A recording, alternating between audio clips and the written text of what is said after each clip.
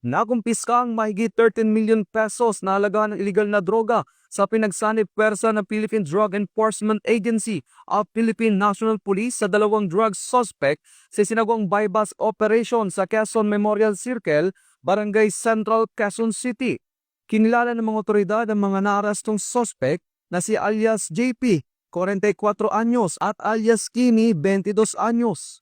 Nakuha sa mga suspect ang nasa 2 kilo ng ninalang shabu na nagkakahalaga ng 13,600,000 pesos. Isang sasakyan, 2 cellphone na gamit ng suspect sa pakikipagtransaksyon. Maharap ang mga suspect sa kasong paglabag sa RA 9165 o Comprehensive Dangerous Drugs Act of 2002. Ito ang bagong PNP para sa bagong Pilipinas, serbisyong mabilis, tapat at nararamdaman.